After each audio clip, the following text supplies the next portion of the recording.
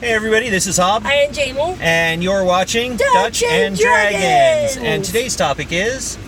engaging your players in the game regardless of their style or experience. So this is actually really important with the number of players that are coming to Dungeons and Dragons and tabletop role-playing games from video game RPGs. They are... which we talked about in our last episode. They are a very different breed of player, and they have some habits that carry over from video game RPGs that don't translate well to a tabletop. And so we want to talk a little bit about that. We want to talk about a whole bunch of other stuff. So without further ado, we're going to get to the box of questions. Just so that you know, next week is going to be the Leftovers box. Leftovers! So let's rock and roll. That. First question. What do you do when two play styles clash? Alright, so example of two play styles crashing. I had at my table a straight up murder hobo. Like, seriously, this player's answer to everything was hit it. Kill it with fire. Kill it with fire. And I have other players that are like very much more diplomatic. Oh, okay, when I started playing, I was guilty of that. I would say I discovered Thunderwave, and it was my favorite thing, and I just wanted to Thunderwave everything. I was like, what do we do? Thunderwave it. So yes, I'm guilty of this when I started playing. So anyhow, but then you have the players who are more diplomatic, like they want to talk, they want to interrogate them.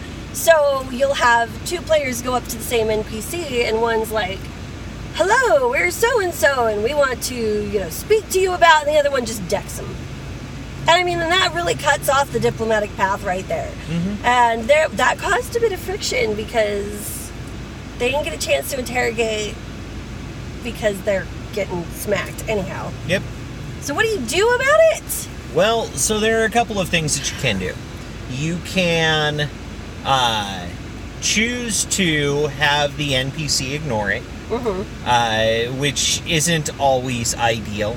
Right. You can engage in allowing the party to address it internally, or... the party restrains the murder-happy dude. Or, my favorite thing to do, and honestly I think the best thing to do, is utilize real in-game world consequences.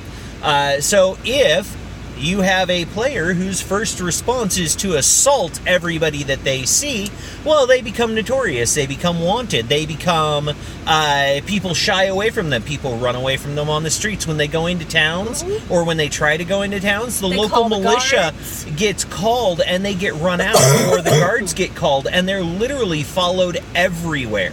They get bounties. There's a whole plethora of things that you can do that can happen as a real consequence of their actions. Right. This I have found to be the most effective deterrent because most of the time when that happens, there are no consequences in the game world, and so these folks think that they can just kind of do whatever. Yeah, they can just kind of go around hitting, but if you did that in real life, hitting, killing, you wouldn't be allowed. Whatever. There would be some, banned from bars. Yeah. You wouldn't be allowed in some places. So utilize those deterrents that we have. Don't. Red car's not pulling up. Oh, I see. Anyhow, don't mind me. I'm complaining about other people. The reasons you don't go around hitting people every day. It should also be some of the reasons your players don't go around hitting people every day.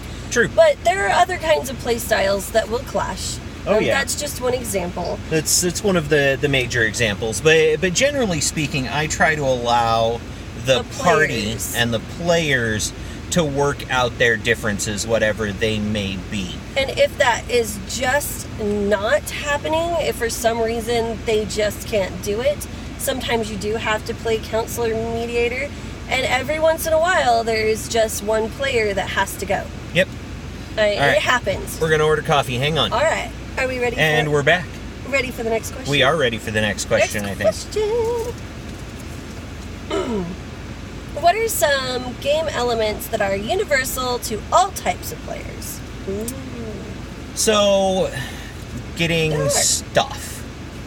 Yeah, I mean basically everybody likes to get stuff. Everybody likes their in-game Amazon packages. Right. Everybody likes to get things. Everybody likes to be rewarded for the deeds that they have done, or recognized for the deeds that they have done.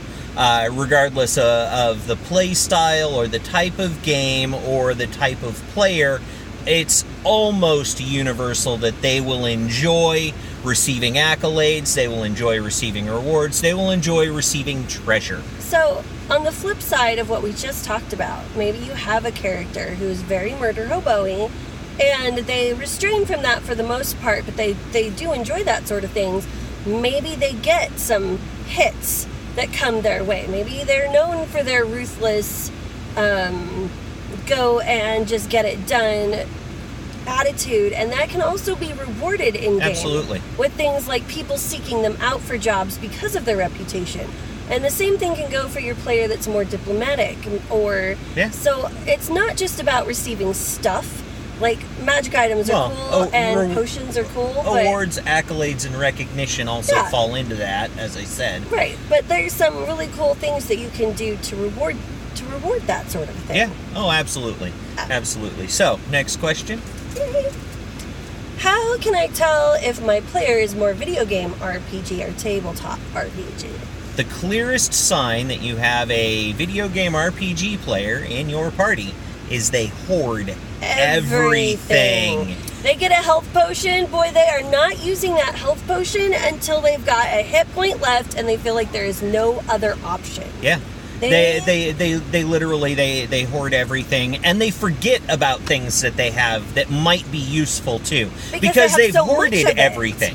And there are some ways that you can address that, but that's not this question. The other way you can tell is if you hit a town and you say, "Okay, guys, you're in town. What do you want to do?" And the player looks at you with like a blank stare. There's a good chance you've got a video game player, because they're not fed what they're supposed to do like they are in video games. All right, we are going to grab our coffee and pay for it real quick. All right, now that we are caffeinated appropriately, we're good, and there's nobody trying to kill us. Yeah, which is a really important thing when you're driving around, that nobody is trying to kill you. And now we're gonna bobblehead. This parking lot, y'all, is so. It's very wibbly wobbly. It really is, and so we pull out of there, and you'll get bobbleheads. So we'll find a place to park, so we're not bobbling all over the place. What were we talking about? It's next question time. Oh, it's next question time. That's when we wrapped it up, and that's why I don't remember what we were talking about. That's right. Well, that works. Bobbleheads. If you are prone to nausea, please fast forward. I'm trying to find a spot that's I know, a little shady. this is really busy today. All right, here's a spot that's a little ridiculous. shady. That's not a fire lane. Nice. I'm going to take advantage of the shade. All right, here we go. Next question. What do I do if all of my players are ones I don't want to DM for? Ooh. So you get play styles that clash horribly with your own. Stop DMing. Stop DMing. Like, yeah, you tell them, like apparently my style and y'all's style are not meshing, so I'm going, and maybe somebody else wants to DM. It sucks. It's unfortunate, but it really is. Sometimes you just have to step away, stop DMing, or find another group. Yeah. Those are really kind of your choices. Now, I do recommend that you spend some time trying to make it mesh. Bring the play styles into a more middle of the road, because you can have a little murder hobo, you can have a little diplomacy, you can have a little explorer, you can have a little of this, you can have a little of that, and as long as you've got a good balance, it's okay. But if they're constantly coming into contention or conflict, if you always feel like you're fighting with your players, then you shouldn't be DMing. Know when to walk away. Yeah. Honestly. All right, next question. Is there a style of game that we can I can talk today, I promise. Is there a style of game that can be used to figure out what my players like? Actually, yeah. There are lots of styles of games you can do that. My favorite is to go with some sort of job board kind of game.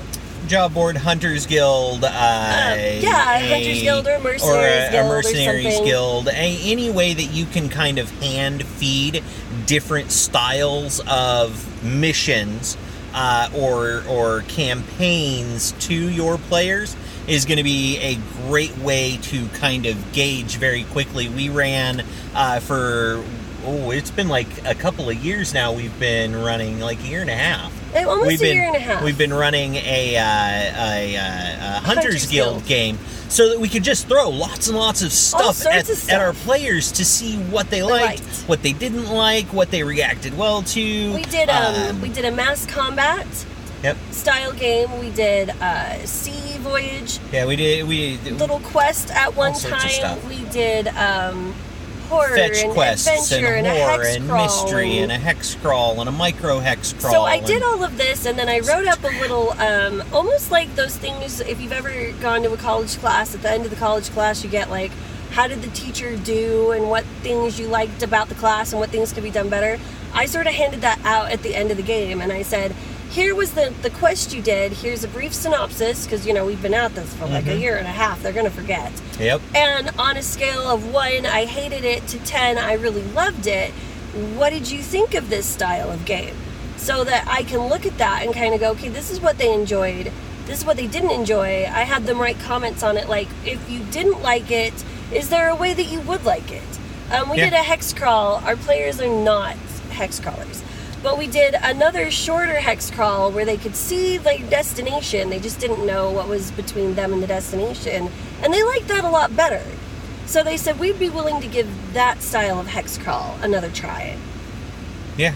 And it's a wonderful tool, I think, to just throw it at them. Just throw lots of different stuff at them and see what they like. And some sort of job board Hunters Guild kind of campaign is a wonderful way to do that. It's a great way to do it. Yeah. And you can use pre-gen characters with it, or you can do a session 0 and have them create characters. We let them create a new character every single quest if they wanted to. Which was crazy sometimes. Well, I mean, some players took advantage of it and some players didn't. Some players were like, I really want to learn this class really well. Yeah. And others were like, yay, I want to try like these 7 different classes before we get into the next campaign. Yeah. So it was really good. Next question. What questions can I ask my players to figure out their playstyle and experience? This one's your favorite topic, so I'll let you go. Well, oftentimes I'll just ask them, what is your play style and experience? I mean, that's the best way to start. Is other things that you can do. You can... But some players don't actually know. They think they know, but they don't. Yeah. So we have, in the wide variety of players that we have, we had a player, she constantly wants to make We've talked about this before. Clerics. Always with the clerics. Because she plays priests in video RPGs. Mm-hmm. And so she thinks a cleric is a priest, but they aren't. They're not equal. We've said this before, we'll say it again. Priests from video games are not equivalent to clerics in tabletop RPGs. They just aren't. She'd make a cleric and stand in the back of the bus and try to sling heals, which is not what a cleric does. Right. And then, or then she'd make a really, really fragile character. And run straight into combat, right into the middle of the fight. Like, what are you doing? We just, finally, we stuck her with a barbarian. It was her favoriteest thing ever. That was an interesting thing, and maybe I'll talk about this on this channel later, but what we did is we created a game module that literally took the choice of who you get to play away from the players, so that we could give our players classes that they might not pick for themselves, but ones we know that they would have tons of fun with. So we gave them these characters based on what we thought they would enjoy, and let that ride. And they really did enjoy it, and some of them took those classes that we gave them and played them again. So, next question. But anyhow, moving on. What are some of the things that will encourage the video game RPG players to engage in tabletop role-playing gameplay? We touched on this a bit last. Was it last week? Who knows? We can't remember either. So, in one of our previous episodes, we kind of touch on this. Your big problems with video game characters is in a video game it goes a lot like this. You go up, you kill the dude, and the dude walks up to him, you inspect the body, and there'll be something like a page on them, or maybe a voice, the voice of Game God, will go, oh my goodness, look at this weird thing I found. Maybe the blacksmith will know more about that. And then you head into town, and there's a big shining star over the blacksmith. It's all very laid out for you. So the problem with video games is that video game RPGs operate on a script. Even the most open world video game RPG operates on a script. So you have a quest, you have a destination. Whether or not it's clearly marked is a whole nother story, but more often than not, there's some kind of a marker, some kind of designation that guides you to your destination. There are a myriad of clues and pieces of information that you can get, but the ones that are important are always handed to you as an item. But tabletop RPGs don't. Or as a cutscene. Or as a dialogue choice. Or any other number of things. But tabletop RPGs aren't that cut and dry. And so sometimes the descriptions will include key information, but your players will miss it.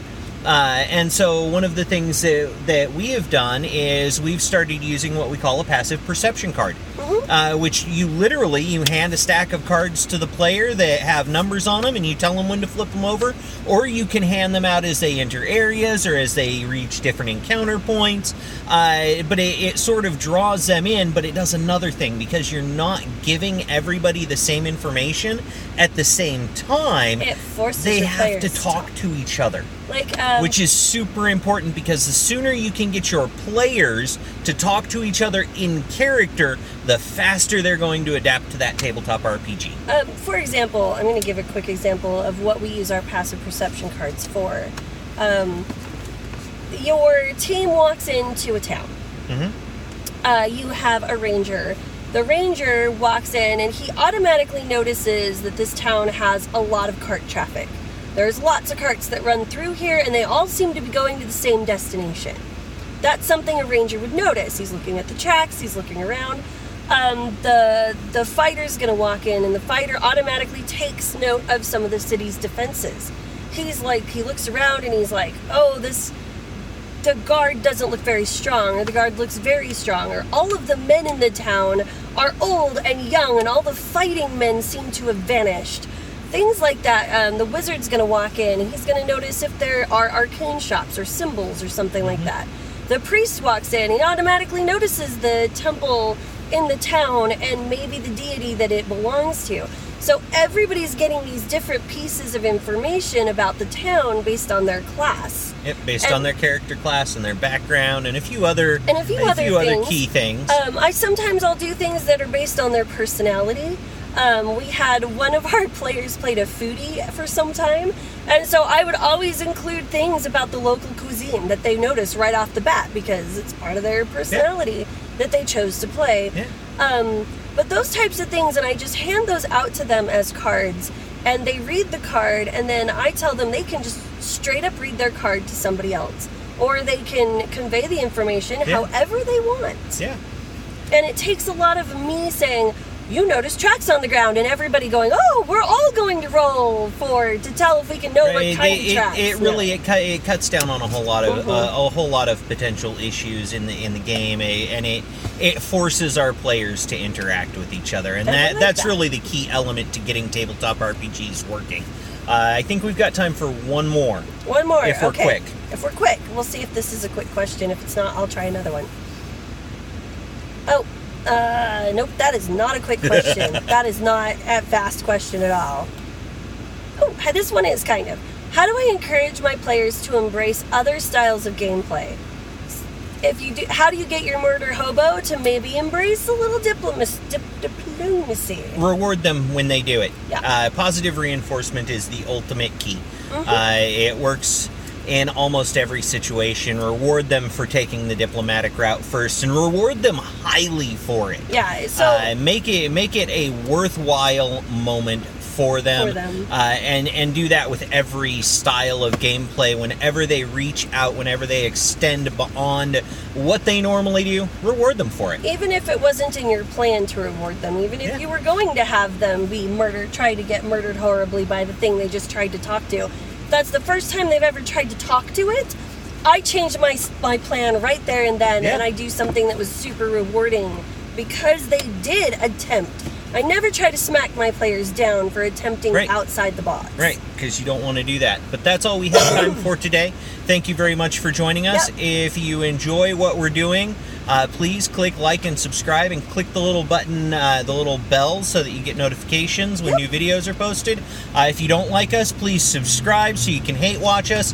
Talk bad about us everywhere. Talk bad about us. Leave comments for us. If you'd like to ask us questions, leave them in the comments below. Once again, thank you for joining us. Enjoy your games and have a great day. Have fun storming the castle!